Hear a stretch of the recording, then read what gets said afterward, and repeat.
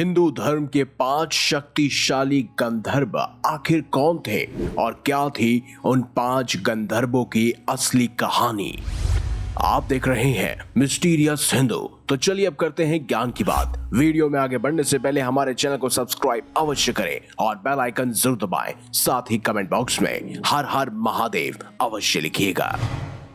हिंदू धर्म के पौराणिक साहित्य में आपने गंधर्वों का जिक्र सुना ही होगा। हमारे प्राचीन वेद, पुराण और महाकाव्यों में गंधर्वों को देवताओं की ही एक प्रजाति के रूप में दर्शाया जाता है। विष्णु पुराण के अनुसार हिंदू धर्म में जितने भी गंधर्वों के बारे में जिक्र किया गया है वह सभी ब्रह्मा जी के पुत्र थे, जिनका जन्म ऋषि कश्यप की पत्नी अरिष्ठा से हुआ। और क्योंकि जन्म के समय उन्होंने माँ वेग देवी का पाठ किया था, इसीलिए उनका नाम गंधर्व पड़ा। हिंदू धर्म की पौराणिक कथाओं, महाभारत और रामायण की कहानियों में कुछ गंधर्वों के बारे में विस्तार से बताया गया है, जो बेहद ही शक्तिशाली थे। और इनमें से एक गंधर्व योद्धा भी रहे हैं, जिन्होंने न केवल दानवीर कर्ण को युद्ध में परास्त किया, बल्कि पांडवों का भी वीरता से सामना किया। लेकिन अर्जुन से परास्त होने के बाद उनसे मित्रता भी निभाई। तो चलिए जानते हैं कि आखिर कौन थे हिंदू धर्म के 5 शक्तिशाली गंधर्व। 5वें स्थान पर है विश्वासु। प्राचीन काल में गंधर्व लोक में महर्षि कश्यप और उनकी पत्नी प्राधा से उत्पन्न हुए पुत्रों में से एक विश्वासु नामक एक महाज्ञानी गंधर्व राज थे, जिन्हें सोमरस की सभी मायाओं और शास्त्रों का ज्ञान था। भगवान सोमदेव यानी कि चंद्रमा ने स्वयंभू मनु से पाई हुई चाक्षु की विद्या का ज्ञान भी गंधर्व राज विश्वासु को दिया। इस विद्या को जानने वाला तीनों लोकों में होने वाली घटनाओं को पहले से ही जान लेता है। हिंदू धर्म में विश्वासु गंधर्व राज से जुड़े हुए किस्से सुनने को मिलते हैं, जैसे भगवान बुद्ध के पुत्र पुररवा और अप्सरा उर्वशी के प्रेम वीर्य के कारक भी विश्वासु गंधर्व थे। कालांतर में जब ब्राह्मणों के श्राप की वजह से विश्वासु का पृथ्वीलोक में कंबंद नामक राक्षस के रूप में जन्म हुआ और जब वनवास के समय सीता मैया की खोज में रामचंद्र भाई लक्ष्मण के साथ वन भटक रहे थे, तभी दशरथ नंदन भगवान श्री राम के हाथों मृत्यु पाकर ये राक्षस योनि से मुक्त हो गए थे। नंबर 4 पर है दानु गंधर्व। दानु नाम के गंधर्व का जिक्र हमको रामायण काल में सुनने को मिलता है। वाल्मीकि रामायण में वर्णित है कि जब माता सीता का हरण हो गया और भगवान राम और लक्ष्मण उनकी खोज करते हुए जटायु से मिले और पूरे सम्मान और आदर के साथ जटायु का अंतिम संस्कार और अनुष्ठान करते हुए अपनी कुटिया की ओर आगे बढ़े, तभी रास्ते में उन्हें बहुत ही बदसूरत और भयानक प्राणी मिला, जिसका ना तो सर था और ना ही गर्दन था, और उसका मुंह उसके पेट पर था और उसके 2 बड़े बड़े हाथ थे। उसकी आवाज बहुत ही कर्कश थी। भगवान राम और लक्ष्मण से उसका युद्ध हुआ और राक्षस ने बुरी तरह संघर्ष किया, जहां स्वयं भगवान श्री राम और लक्ष्मण ने उस राक्षस की भुजाएं काट दी और अंत में वो मारा गया, जिसके बाद दोनों भाइयों ने उसका भी अंतिम संस्कार किया और उसे एक सम्मानजनक मृत्यु दी। जैसे ही उसके राक्षसी शरीर का अंतिम संस्कार किया गया, उसके शरीर से कंबंद नामक एक गंधर्व प्रकट हुआ। दरअसल इस गंधर्व ने भगवान श्री राम और लक्ष्मण को धन्यवाद दिया और अपनी कहानी विस्तार से सुनाई।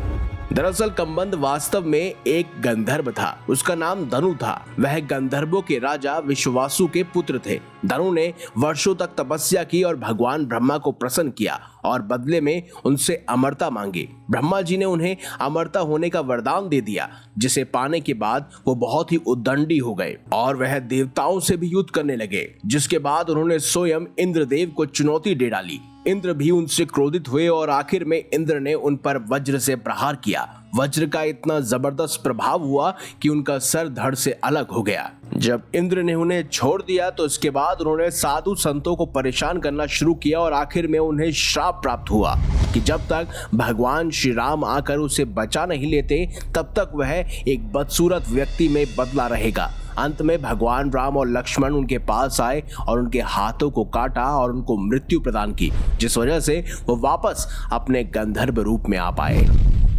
3रे नंबर पर है पुष्पदंत गंधर्व। पुराणों में आपको पुष्पदंत नामक एक गंधर्व की कथा को भी सुनने को मिलेगा। ये गंधर्व बेहद शक्तिशाली जादुई प्राणी थे, जो उड़ सकते थे और साथ ही साथ अदृश्य भी हो सकते थे। पुष्पदंत भगवान शिव के एक प्रबल भक्त थे और एक महान विद्वान और कवि भी थे। कहते हैं कि एक बार पुष्पदंत विश्व भ्रमण करते हुए राजा चित्रार्थ के राज्य में पहुंचे और उनके राज्य की सुंदरता को देखकर मोहित हो गए। उनका राज्य सुंदर बगीचों और फूलों से घिरा हुआ था, जिसे देखकर वो खुद को रोक नहीं पाए और उसने जितने संभव हो सके उतने फूल तोड़ दिए। दूसरी तरफ राजा चित्रार्थ भी भगवान शिव के भक्त थे। उन्होंने यह बगीचा इसीलिए बनवाया था कि उसमें से रोज सुबह फूल तोड़कर उन फूलों को स्वयं भगवान शिव के ऊपर अर्चित कर सके।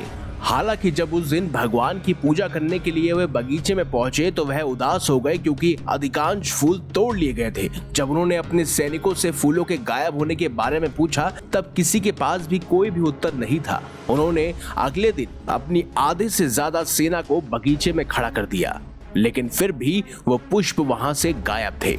तभी राजा चित्रार्थ को एक युक्ति सूझी और उन्होंने बेलपत्र की पत्तियों को पेड़ के चारों ओर बिछाने का निर्देश दे दिया। अगली सुबह जब पुष्पदंत गंधर्व अदृश्य होकर बगीचे के अंदर आए तब अनजाने में ही उसने बेलपत्र की पत्तियों पर अपना पैर रख दिया, जिससे कैलाश में भगवान शिव की साधना विघ्न हो गई। इससे भगवान शिव बेहद गुस्सा हुए। भगवान शिव ने अपनी आंखें बंद की और अपनी काल दृष्टि से देखा कि आखिर कौन मेरे बेलपत्र पर चल रहा है, और पुष्पदंत को देखकर उन्हें गुस्सा बेहद ही आने लगा। अगर किसी मनुष्य ने ये गलती की होती तो उसे माफ कर सकते थे, लेकिन गंधर्व तो स्वयं स्वर्ग के प्राणी हैं और वो अपनी शक्तियों का लाभ उठाकर दूसरों के फूल चुरा रहे हैं। इसीलिए महादेव ने उसके अदृश्य होने की शक्ति और उड़ने की शक्ति को वापस ले लिया। अब जब पुष्पदंत पेड़ों की ओर जा रहे थे तब राजा चित्रार्थ के सैनिकों ने उन पर आक्रमण कर दिया, क्योंकि उनकी शक्तियां विलुप्त हो चुकी थी। ऐसे में क्रोधित होकर राजा चित्रार्थ ने पुष्पदंत गंधर्व को स्वयं कारागार में डाल दिया। जब पुष्पदंत गंधर्व कारागार में थे तब उन्हें महसूस हुआ कि उन्होंने भगवान शिव को क्रोधित किया है। इसीलिए उन्होंने भगवान शिव की प्रशंसा में एक श्लोक लिखा और महादेव को मन ही मन सुनाने लगे। जब भगवान शिव ने मन ही मन इस श्लोक को सुना तो वो इतने प्रसन्न हुए कि उन्होंने तुरंत ही गंधर्व को क्षमा कर दिया। इस श्लोक को महिम्नावस्तक कहा गया है और अब पुष्पदंत को उसकी सारी शक्तियां मिल गई थी। उसने राजा चित्रार्थ से भी क्षमा मांगी और उसके बाद वह स्वयं वहां से चले गए। अब बात करते हैं दूसरे नंबर पर मौजूद एक ऐसे गंधर्व की जो स्वयं पांडवों से हार गए थे। ये कोई और नहीं बल्कि चित्ररथ थे। चित्ररथ गंधर्व का वृतांत महाभारत काल में मिलता है। इन्होंने ही अर्जुन के साथ युद्ध किया था और बाद में अर्जुन से परास्त होकर उनसे मित्रता निभाई। महाभारत आदि पर्व के अध्याय 170 के अनुसार अर्जुन द्वारा चित्ररथ गंधर्व की पराजय और दोनों की मित्रता का वर्णन कुछ इस प्रकार से है। महाभारत काल में जब पांडवों और माता कुंती को 12 वर्षों के वनवास और 1 वर्ष के अज्ञातवास की प्राप्ति हुई, तब जिस समय पांडवों के साथ माता कुंती ने पांचाल देश की ओर प्रस्थान किया, उसी बीच मार्ग में गंगा के किनारे सोमाश्रयाण नामक एक तीर्थ पड़ा। वे सभी रात्रि में उस मार्ग से निकल गए, लेकिन उसी समय गंगा में गंधर्वराज अंगारपर्ण चित्ररथ अपनी पत्नी के साथ जल क्रीड़ा कर रहे थे। उस एकांत में पांडवों की पदचाप सुनकर वह क्रोधित हो उठे। पांडवों में सबसे आगे हाथ में मशाल लिए अर्जुन थे। चित्ररथ ने कहा कि रात्रि का समय गंधर्व, यक्ष तथा राक्षसों के विचरण के लिए निश्चित है, इसीलिए यहाँ मनुष्य नहीं आ सकते।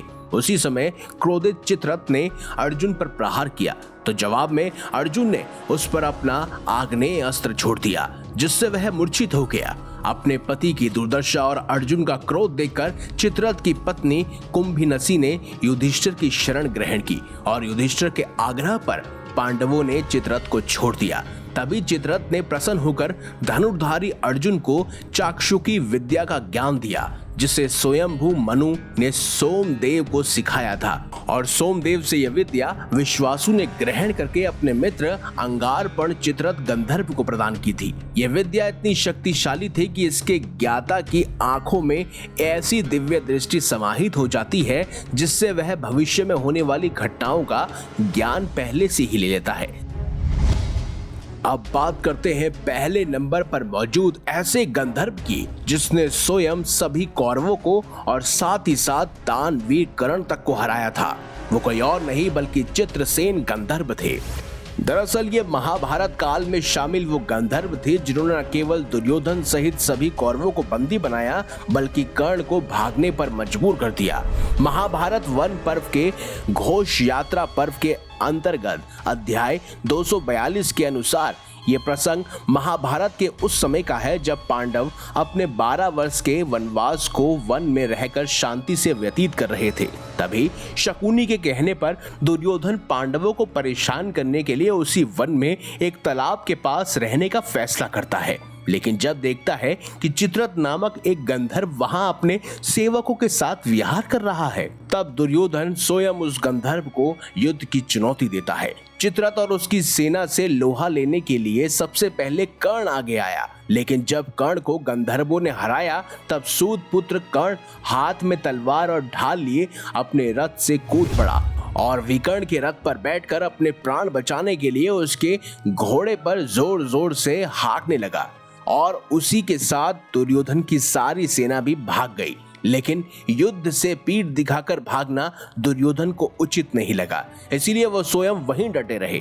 गंधर्वों की विशाल सेना और वीर दुर्योधन का आमना सामना हुआ और गंधर्वों ने दुर्योधन की बाण वर्षा की प्रवाह न करते हुए महाबाहु चित्रसेन ने दुर्योधन को बंदी बना लिया और दुर्योधन की सारी सेना को मार भगाया। तब युद्ध से भागे हुए दुर्योधन के सैनिक पांडवों की शरण में गए और उनसे सहायता की भीख मांगी। बाद में युधिष्ठिर के कहने से अर्जुन और भीम ने दुर्योधन को गंधर्वों की कैद से आजाद कराया। तो दोस्तों, ये थे महाभारत, रामायण और हिंदू धर्म के 5 सबसे शक्तिशाली गंधर्व।